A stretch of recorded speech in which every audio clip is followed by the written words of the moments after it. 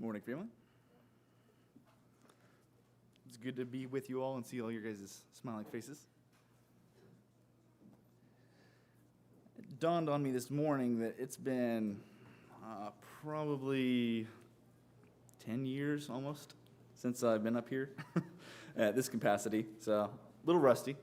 But I appreciate the time, the opportunity to speak with you guys and discuss this topic, and hopefully present some things that we can consider in our own lives, maybe alter or challenge us as we look at a topic that's not exactly fun, and I don't always want to contemplate, at least in my own life, when I self-reflect.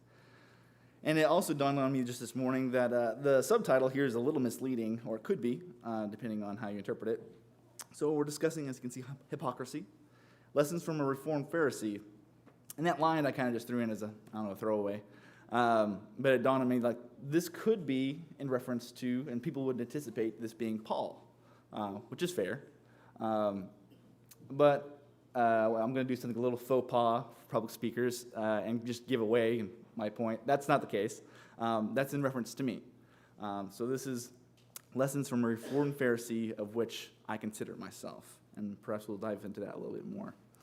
As far as the lesson map, what I hope to touch on within this talk, we'll briefly touch on what is a hypocrite, what does it mean to be hypocritical, what does it look like, and then more so delve into the example text and really see it lived out and defined through Jesus and his approach towards those he identified as being hypocritical. Next, look at the responding to the world's accusations of Christian hypocrisy. So there's this underlying message, this foundational approach and response to Christianity, and it's framed within this word. This is one that's often brought up when considering Christianity. We'll discuss how hypocrites are used as the evidence and the reasoning to reject God, his word, faith, organized religion, whatever people use within those kind of questionnaires. This is the point that we'll discuss in that. And then finally close with hypocrisy within the church and its effect on others, both outside the body and hypocrisy and the way I am, if I'm hypocritical, how that affects you, my brothers and sisters. So first, what is hypocrite? Quite literally, in the Greek at least, this comes from a theater term. It's just one who wears a mask.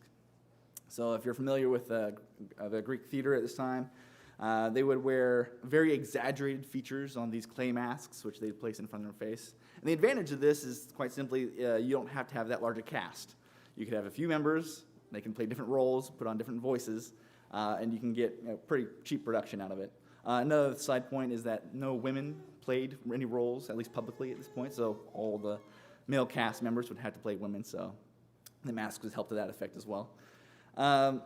And so that's where it comes from, one who wears a mask. And even Jesus makes this point, or at least alludes to the fact that the people he condemns use or masks or hide themselves in a way, even touching on kind of this etymology of the word.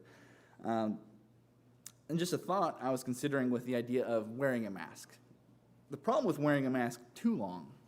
So I have a face that I show the world. It's very presentable. It's very appealing because I put a lot of work into it. The problem with doing that is that for an extended period of time is that you can forget your true face, the one that lies behind the mask, the real me. If I put on a mask too long, if I indulge and put all my effort and time into creating this mask, it itself can become my identity, at least even in my own mind. Your underlying faults then and my insecurities lie preserved. They are given complete liberty to thrive uncontested because I'm living a lie. And this concept could be its own lesson. We're not really going to dive well into that kind of aspect of hypocrisy. Maybe save that for another time. But that was a side thought of this idea of just wearing a mask and the ramifications that it comes with. Something else to consider. While hypocrisy can involve deception, it is not a requirement. They're not always linked. I'll perhaps explain it a little bit. One way this can manifest is simply by me holding someone else to a certain standard that I myself do not observe or practice. So there's a disconnect. Fundamentally, hypocrisy involves some sort of disconnect an underlying inconsistency between how I present myself and either the ways I think, behave, or speak, or a combination of those other aspects. There's a disconnect. There's something that doesn't align. My behavior is contrary to my professed beliefs, but even I might be unaware of this incongruence. The deception requires intention and forethought. If I'm not aware that there's this disconnect, there is no deception. I am not trying to put up a front. I am not trying to sneak in and do something consciously. It's become my identity, and I don't even know that there's this disconnect. So that can happen as well. So that's the literal hypocrisy term. That's what it means. This is some of the ways it might manifest and some of the psychological long-term effects of hypocrisy, or a life framed in hypocrisy.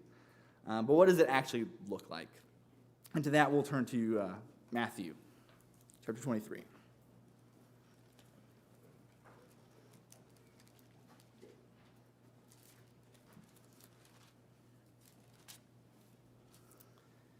And we're going to look at the people that Christ identified as hypocrites. So who were the hypocrites of Jesus' day? Well, he spent an entire section in Matthew. It depends on whether or not you have an old translation or a new one. So I dusted off my old Bible for this occasion. This is an old NASB. And it's not a translation I use very often, at least anymore. But in some contexts, this Bible could, or the people who use headers within the section will label listed the 8 woes of the Pharisees. Others will list 7. And the reason for that discrepancy is that verse 14 for some of your Bibles may not even be there. It may just be a footnote alluded to. Reason being is that verse 14 is only occurs within the later manuscripts, not the old ones. And so a lot of the newer translations simply omit them or at least allude to them. But that context is covered within the Gospels of Mark and Luke. So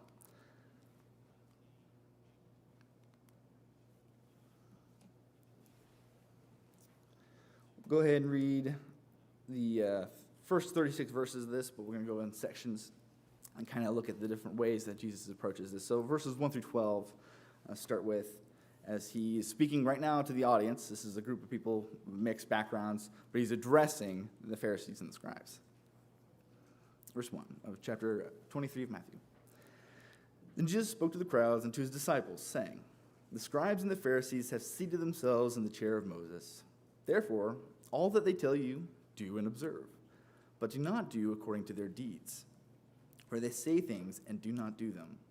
They tie up heavy burdens and lay them on men's shoulders, but they themselves are unwilling to move them with so much as a finger.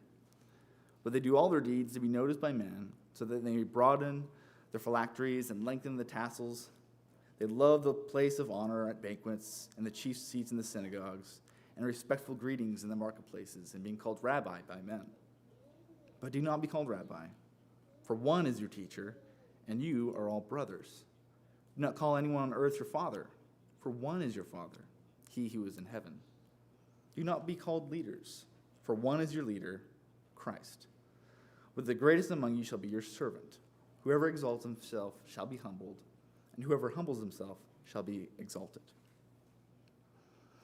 So, we already see at the very beginning, Jesus touches on this idea of hypocrisy, of this duality between the mind and someone's behavior or what they profess. So he says to his audience, these men have a seat of authority. They do know God's laws very well. Do what they tell you to do. If they're speaking from this text, he mentions the seat of Moses. This would have been a position where the Torah would have been read. And so this is the place in any synagogue where whoever was in that position would have the scroll. So when they're in that position, when they're reading from God's word, do what they say. Don't do what they do, though, because they read the scrolls, and that's where it stops. For them, that's where their work ends. Then he also touches on the idea that they impose hardships on others that they themselves do not observe, kind of touching back on that point I mentioned earlier when discussing the definition of hypocrisy. Their works are public and centered around pride and self-promotion. Their mask is very evident for the world to see, and it's appealing, There's a lot of prestige and honor associated with this. In 8 through 12, Jesus instructs his listeners to not even claim any sort of title of authority in relation to God's laws. Don't be leaders. Don't consider yourselves rabbis or teachers. Just be brethren. You are all equals in the eyes of God. There is only one, and then he identifies himself amongst this, who has any say or any true authority when it comes to God's law, the one who wrote it. The rest of you are simply ones who obey and listen. In 13 through 15, this is where I busted out this old book. Mine actually does include the verse 14. Starting in 13. And this is the beginning of the woe section. But woe to you, scribes and Pharisees, hypocrites, because you shut off the kingdom of heaven from people. For you do not enter yourselves, nor do you allow those who are entering in to go in. Woe to you, scribes and Pharisees, hypocrites, because you devour widows' houses, and for a pretense you make long prayers, therefore you will receive a greater condemnation. Woe to you, scribes and Pharisees, hypocrites, because you travel around on sea and land to make one proselyte, and when he becomes one, you make him twice as much a son of hell as yourselves. What's his condemnation here to these people, to these groups? Again, these aren't just political or religious enthusiasts. These are the leaders of their communities. These are the men who've dedicated their lives to studying Scripture or transcribing Scripture. These are the ones that handle these documents and are entrusted with its interpretation and giving it to the masses. He says, you are actively gatekeeping others from truth and are even unwilling to benefit from observing the law yourself. You have the knowledge, you have truth, and yet having access to this, you yourselves aren't even benefiting from it and having a lifestyle that is in keeping with God and through the Torah. You go well out of your way to make others adhere to your personal understandings and ultimately of the law, and ultimately lead them to a worse moral state than when they started. There's a person who's a Gentile. He becomes a proselyte. He becomes a Jew through cultural and through habit and through practice. His moral state has not changed. He is still condemned, and he's still leaving an evil and corrupt lifestyle. But perhaps he looks a little bit better and adheres to the way I like to see the law carried out. Elsewhere in Matthew 15, we won't take time to go there, he uses the example of the Corban given to God and how they had perverted this teaching in the law of giving to the Lord and giving up sacrificially of your means, and how the Pharisees had twisted it and say, if you give to God, then I can't give to my parents, and you give that as an excuse. I've already given this to our Father, our true Father. I can't take care of you, Dad. And this was a practice that was touched on in the Mishnah, the Tosefta, the Talmud, all these other external tertiary documents that were used either through oral tradition or actually written down that the Jews had. And there was all these sects and different collections of thought as far as how to interpret the law. And for many of the Jews, this was on par with the Torah, or with God's law. And there was this muddled and not even distinction made between the two because they were so often read in tandem. So Jesus criticizes the reverence for these traditions while neglecting God's true laws. And that's his big point he makes here. We won't take the time to read 16 through 22. In this section, he chastises the scribes and the Pharisees because of a particular emphasis they're placing. So they're focusing on the physical, they're focusing on the gold of the temple. And they're using this, and they're criticizing people and how it's used and how much people are contributing. And Christ's point is that their emphasis is on physical and less weighty matters of the law. You're looking at the gold, you're forgetting what this gold and the purpose of the building that's taking place in. He starts with their obsession over it, and then he says, you're forgetting whom this gold is being used for, what this temple represents, and how that and he is what actually sanctifies the objects and the practices that take place. The gold isn't holy. He who gave it to you and expects you to use it is holy. That's what makes it holy. And so he makes that distinction for them, something they should have understood. we'll take the time to read the closing of that woe section in verse 23. Woe to you, scribes and Pharisees, hypocrites, for you tithe mint and dill and cumin, and had neglected the weightier provisions of the law, justice and mercy and faithfulness. But these are the things that you should have done without neglecting the others. You blind guides who strain out a gnat and swallow a camel, which is a very interesting word image he uses there. The idea is that you work so hard to nitpick, if I were to use a common vernacular from today, these tiny details, and yet you miss everything that the law is actually alluding to that God wanted from his people. So going back to the idea of me being the Pharisee, this is something where I was in the same boat. When I looked at Leviticus, when I looked at Deuteronomy, I didn't see the heart. I saw laws, and so I wasn't attracted to those books. So they kind of fell by the side, and I neglected them and studied other aspects of the old law, things that were more narrative-based, that kind of I understood or were at least appealing to me. And so that was my misunderstanding of this text. For them, this was a way of living. This was purely cultural. This is how I conduct my forefathers did this. I will do this. And it just got reduced to a checklist. In both cases, Christ said, you're missing the weightier matters of the law. You're missing the fact that God wanted your heart from the beginning. And that's never changed. It's always been that way. Moving on to 25, the next section of woes, 25 through 28. Woe to you, scribes and Pharisees, hypocrites, for you clean the outside of the cup of the dish, but inside they are full of robbery and self-indulgence. You blind Pharisee, first clean the inside of the cup and the dish, so that the outside of it may become clean also. Woe to you, scribes and Pharisees, hypocrites, for you are like whitewashed tombs, which are on the outside appear beautiful, but on the inside are full of dead men's bones and uncleanliness. So you, too, outwardly appear righteous to men, but inwardly you are full of hypocrisy and lawlessness.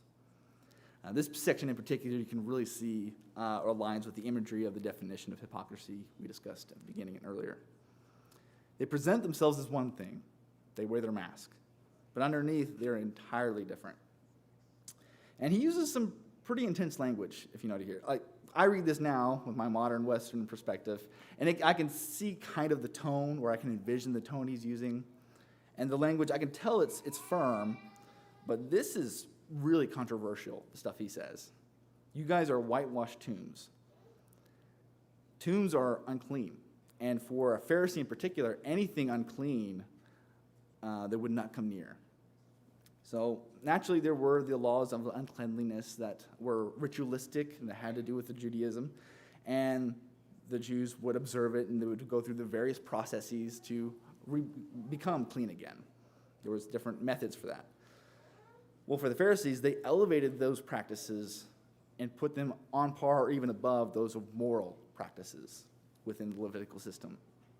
And so when he's addressing this to the Pharisees, it's not just a throwaway comment. It is a spit in their face. And it's something that they would have been seething at just for him to even insinuate. And this is not the last time he's going to use strong language in this section. Moving on. Verse 29. And we'll close out the chapter, this section in verse 36. Woe to you, scribes and Pharisees, hypocrites, for you build the tombs of the prophets and adorn the monuments of the righteous, and say, if we had been living in the days of our fathers, we would not have been partners with them in the shedding of the blood of the prophets. So you testify against yourselves that you are the sons of those who murdered the prophets. Fill up then the measure of the guilt of your fathers. You serpents, you brood of vipers, how will you escape the sentence of hell? Therefore, behold, I am sending you prophets and wise men and scribes. Some of them you will kill and crucify. Some of them you will scourge in the synagogues and persecute from city to city, so that upon you may fall the guilt of all the righteous blood shed on the earth, from the blood of the righteous Abel to the blood of Zechariah, son of Berechiah, whom you murdered between the temple and the altar. Truly I say to you, all these things will come about within this generation. So, the Pharisees claim, had we lived during our forefathers' times, we would not have killed them. We would have not harmed the prophets. we were to listen to their words. Jesus flat out counters this point and rejects it. After this text, I think we should have a pretty good understanding of what hypocrisy meant, who Jesus identifies as the hypocrites, and what that mindset is. There is this duality, known or unknown, to the person who is experiencing it in their mind, in the way they behave. So what happens when I embrace hypocrisy into my life? How does it affect me and those around me, those who have to interact with me, when I have this kind of mindset? Let's get into that second point, hypocrisy and Christianity and how we're perceived by others. And this quote of, just generic quote, all Christians are hypocrites. So before we even discuss the scenario of us legitimately being hypocritical, it's important to acknowledge that how throughout most of the world, there are many who will perceive the identity of us being Christian through this lens. Throughout the years, there's numerous places you can look. There's been dozens of surveys that have been conducted on the impressions of Christianity or organized religion, just a lot of different terms on how they want to use it, towards non-believers or just the public in general. And when included as a question or a data point, the issues of hypocrisy and being judgmental were cited as being the most significant contributors for non-believers' negative perceptions of Christianity or Christians in general. For many, this is the single biggest deterrent for them ever being interested in organized religion. This is the reality of the environment we function in today. In a lot of cases, when I go and interact with anyone at random outside of these four walls, this is a very legitimate lens that they could easily apply towards me in a moment when they first learn that I'm a believer, consciously or otherwise. So, if that's the reality, how should we respond? How should I respond when I'm faced with these kind of predispositions, with this lens? And this is the disclaimer time. So I want to be very upfront about this. Some of this content is simply my personal advice and thoughts. So take it with a grain of salt. And please approach me later and either educate me more or advise me and correct me if necessary. I'll hold you to that. First, some things to consider when someone behaves negatively towards me. It could be any interaction, but they know that I'm a Christian, and that's enough for them to have an attitude or reaction towards me. Consideration one. Some of these predispositions might be due to the darker portions of Christianity's shared history and past.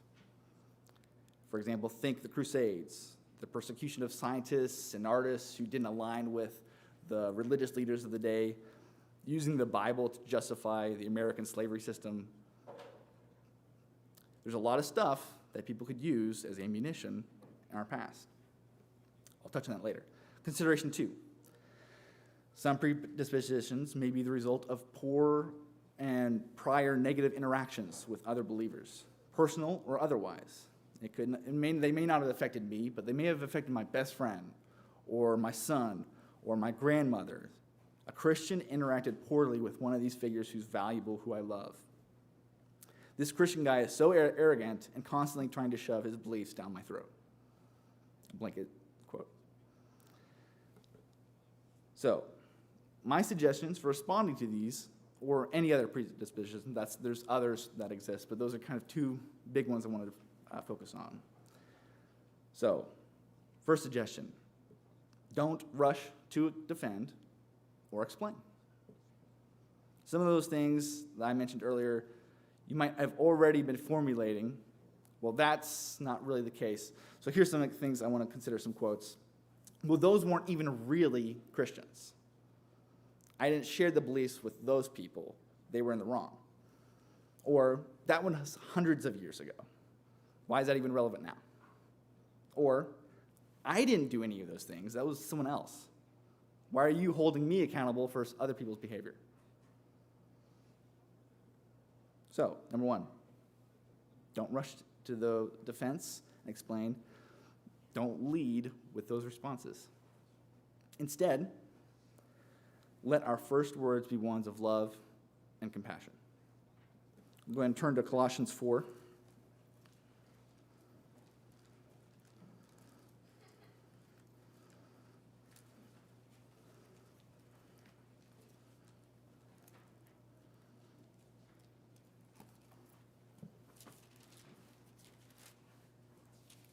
Starting in verse 2.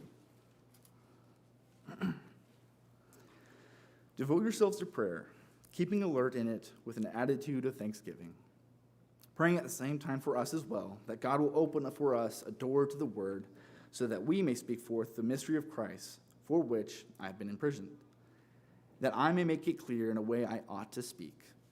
Conduct yourselves with wisdom towards outsiders, making the most of the opportunity. Let your speech always be with grace, seasoned with salt, so that you will know how you should respond to each person. Let that be the flavor, the tone of my first response. After I've perhaps thought quietly before thinking, which I also advise. In addition to that, seek truth within the first conversation. It is highly likely that their objections are not entirely baseless. And it's important to recognize that and acknowledge it. Another point, listen and ask good questions. I want to clarify that. Do not ask questions, because this is what I'm guilty of, former Pharisee, that are designed to intentionally steer a conversation to my desired outcome or topic. I'm not really familiar with this, or I'm a little uncomfortable, but I know I want to get to this point where you're going to agree with me. So I'm not going to lead you there. I'm going to ask questions, but these questions are very easily and clearly designed so that we get to my point. Don't do that. Listen to actually learn more about the person you're speaking with and where they are coming from. In my initial interaction with someone who gets perhaps negative or even a little hostile towards me because of my belief, it might be easy. It's so easy to get defensive and jump to those other approaches I discussed earlier. But simply learning more about the person will help me understand where they're coming from. Again, there is a lens at play, but I don't know how this lens was formed. I don't know their background. I don't know what they've gone through or their loved ones have had to suffer or go through as a result of other people's perhaps mistakes or callousness. And then another point, learn to understand and recognize the difference between when, one, someone is simply hurt or confused and maybe lashing out or speaking in a different way that they normally otherwise wouldn't, versus someone who is legitimately simply trying to get a rise out of me and start a fight. Those are two very different people. Their approaches might be the same, the language they use might be the same, but underneath, their motives is entirely different. I need to learn who I'm talking to, and I can only do that through listening. In both cases, still lead with love. Still be compassionate, still lead with understanding. In the case of the first case, when someone who's simply hurt and lashing out, provide that listening ear and build a relationship. In the second case, I'll leave it to your wisdom. Kindly try to change the topic. Politely try to end the discussion. If it comes to it, walk away. Create some distance. If that's what it comes to and they only want to cause harm, and it might even come to physical harm, there is no benefit from that conversation. Perhaps seek another time. There still might be a window, not today. And then the final point, save any explanations for misunderstandings of what they said or what they perceive about me for another time, once you have a real relationship with that person. This is a matter of judgment, so be wise. Side note, this process could take years instead of days. Someone can have a perception about me. It's ill. It's not very nice. I may not bring up that misconception for a decade. It may not even be a point that I specifically ever bring up, but through their own study, they recognize, oh yeah, that thing that Luke and I argued about, when we first met years and years ago, that wasn't even true. And Luke didn't even believe any of that stuff. I may never even be the one who brings up the fact that these misunderstandings took place. It could be another person or that other person's individual growth. My voice may not even be necessary.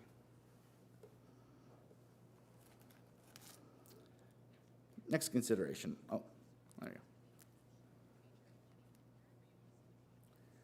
So, discuss a little bit about hypocrisy and how it's perceived within the world. Again, we haven't even discussed the fact that I've actually legitimately been hypocritical yet. But both here within the church and with others, I forgot to change the slide, how does that look when I actually am legitimately hypocritical? What impact could that have? I want to start with a point that might be so obvious it doesn't really need to be mentioned, but I want to say it anyway. Nothing I do, no matter how hard I try, can shift a single stone of God's eternal kingdom. Even if I were to step down from this podium right now, and every waking thought from then on is dedicated to defaming God and his people, he would still be in control. What he accomplished through his Son would not be tarnished or undone. And there would still be a way for lost, grasping souls to find him in his kingdom. I simply don't have the power to alter any of that. There is, or at least there should be, some comfort in this thought.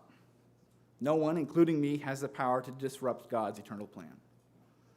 No matter how badly I might fail, or how willfully I might try to oppose God, his character cannot be compromised. So, if I were to live a life of hypocrisy and be an absolutely terrible representative for the king I claim to serve, he will still reign in uncontested victory. That's the only outcome at the end of the age. However, at the same time, there is still very clear warnings given to those who would cause others that believe in God to stumble. Please turn with me back to Matthew, this time to Matthew 18.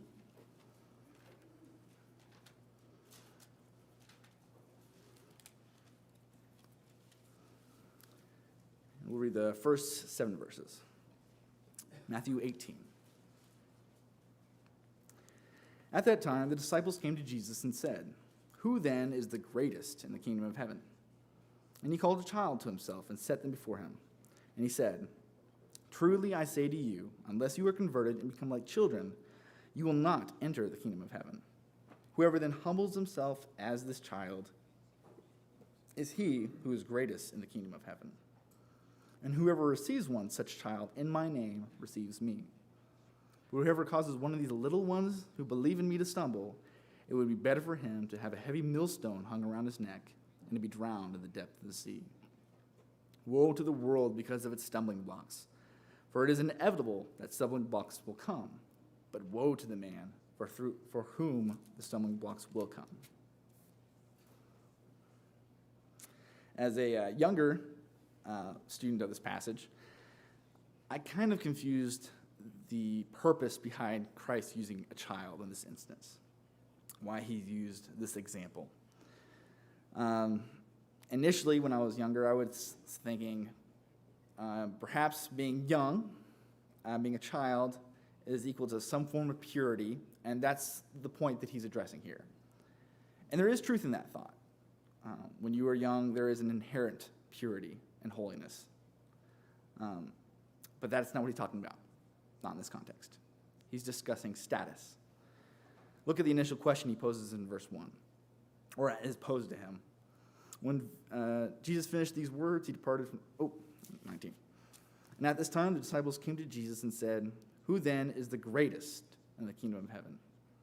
They're wanting to know who's the best. Who should I sit next to when I get to heaven? And in other passages, we see that they even go beyond this point and are arguing amongst themselves who's the greatest currently here on earth. So this was a repeated topic that they were interested in. And Jesus responds then with a qualifier in verse 4 as part of his response. Whoever then humbles himself as this child is the greatest in the kingdom of heaven. Children were absolutely loved and cherished at this time. That hasn't changed.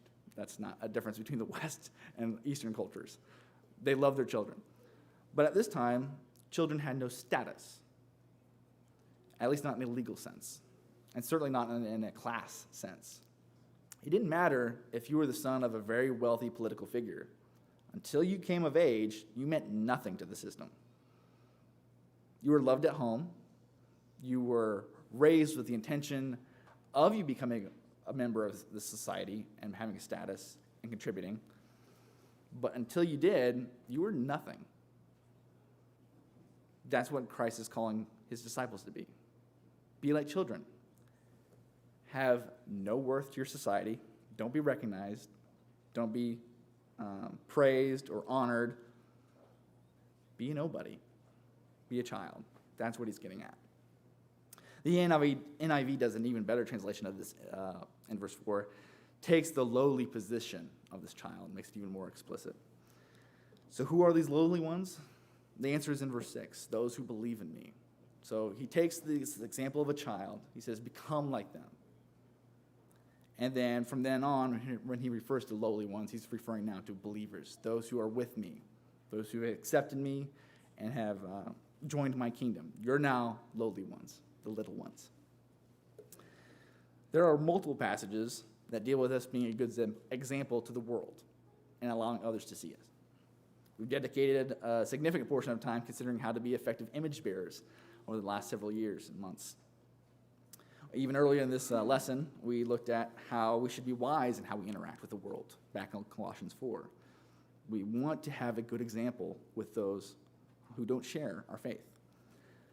But the heavier warnings and judgments are reserved and directed towards those who would hinder people who have already pursued or are pursuing God and committed themselves to him.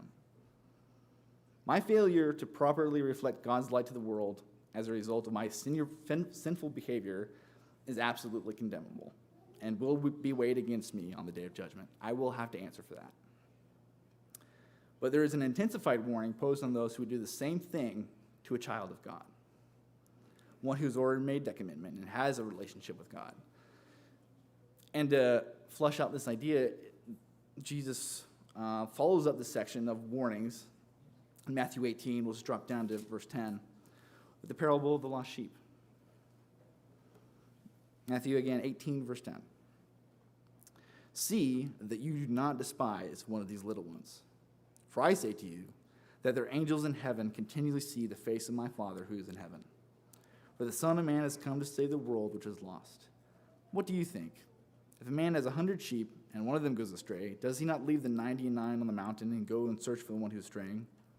If it turns out that he finds it, truly I say to you, he rejoices over it more than over the 99 which have not gone astray. So it will be of your Father who is in heaven, so it is not the will of your Father who is in heaven that one of these little ones should perish. The takeaway, God adores his children and does not want to be parted with a single one. The positive side, which is the one I usually see when I read this, is that God loves me and he desperately wants me to come home to him. That's the emphasis that Christ is bringing here.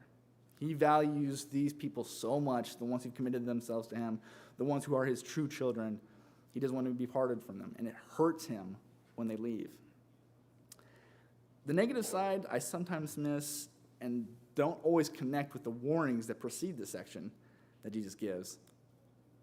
Don't you dare hurt my kid. I'm watching. And that's a terrifying thought. Connecting this to me and making it more personal, I have a duty to bear my Father's image. I realize I haven't been touching this in a while. I have a duty to bear my Father's image and be an advocate to everyone in my life. Outside, inside, believer, non. I am to graciously share the news of my Savior with others who are struggling within this broken world. I am to edify my brothers and my sisters and be a refreshing spring.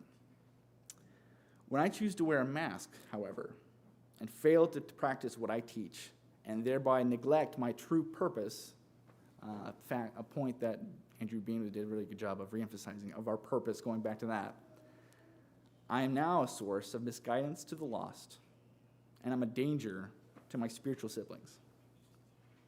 In either case, I am no longer a vessel my Father can effectively use, and I will be held accountable for the damage I cause. So, don't live two lives. Throw away your mask.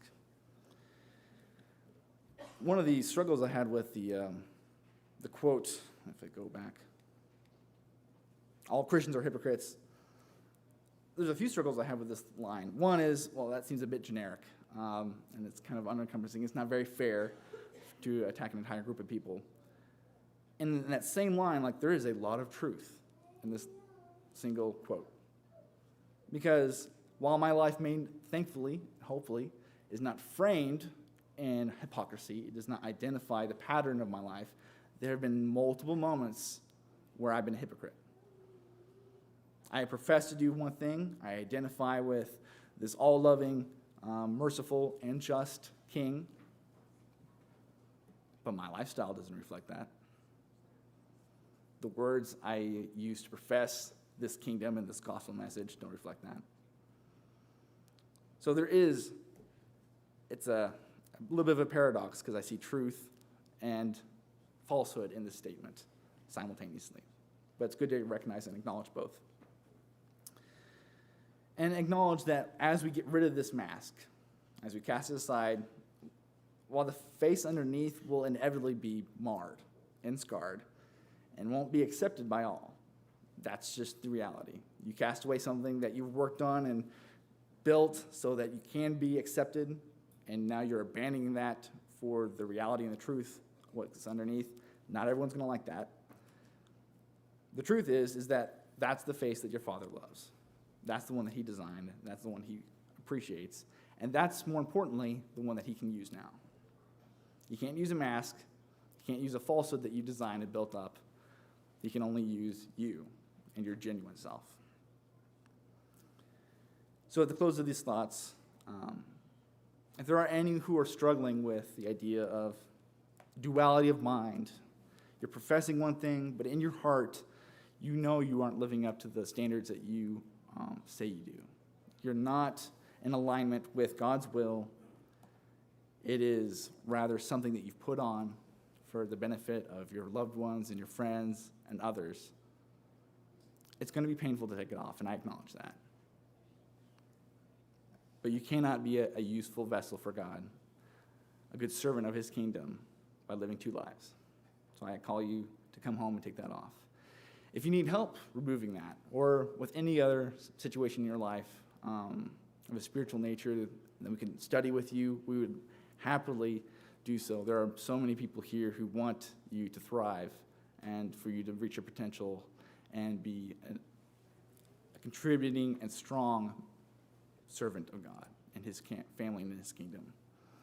If you haven't made that commitment, you're outside the body and you wish to join and understand what it is to have a covenant relationship with your king, to commit wholly to him through the means that he ordained, we can help you with that through study. Or if you're willing, we can even do it right now. Whatever your case may be, please come forward as we stand and sing.